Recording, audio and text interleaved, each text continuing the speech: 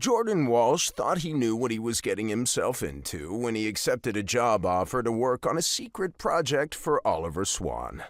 As a former beat reporter for the Minnesota Northern Lights, Jordan frequently covered Minnesota's biggest rivals, the Colorado Range, which usually meant covering Oliver, their star player. Jordan wasn't a subject matter expert on Oliver Swan, but like most of the hockey world, Jordan had followed Oliver's career since junior, when he got a special exception made for him to be drafted to the WHL a year early. Jordan watched Oliver's disappointment the night he got drafted second overall to the Range. He had also been at the game against the Northern Lights when Oliver injured his hip in a preseason game 2 seasons ago.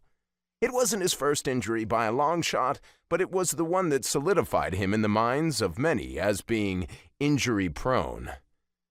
Jordan couldn't decide if injury-prone was better or worse than the other thing people called Oliver, draft bust. Through all of it, Jordan had always defended Oliver in his column, not shy to point out Oliver's merits, his skill on the ice, that he was the youngest captain in Range history and third youngest in the whole league. He figured the fact that he never jumped on the dog pile of criticism as Oliver barely played through the last season and a half was the reason Oliver chose him for this project.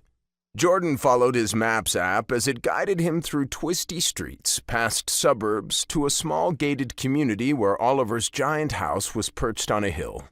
Oliver buzzed him in at the gate, and he guided his rented SUV up a long driveway. It was a sunny day, and though his drive from the airport had been covered in a fresh dusting of snow, Oliver's driveway was clear. He pulled into the motor court and watched the front door of the house open. He wasn't sure where he was supposed to park, but Oliver emerged from the house to guide him air traffic style to the right.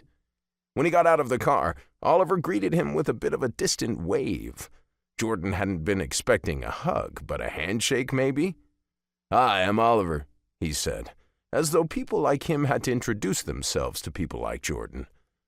"I think I might have already known that. I'm Jordan."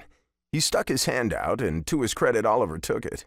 His hand was warm and uncalloused, and reminded Jordan immediately of how long it had been since Oliver had played hockey. Oliver was small for a hockey player, and the last time Jordan had been this close to him, Oliver had been in skates.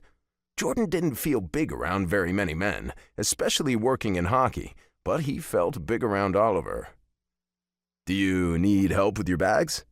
"I just have two," Jordan said, and pulled them from the trunk of the car. Oliver led him across the motor court to the front door. The house looked from this perspective to be one story, but Jordan knew there were 2 additional levels stacked below it along the slope of the mountain.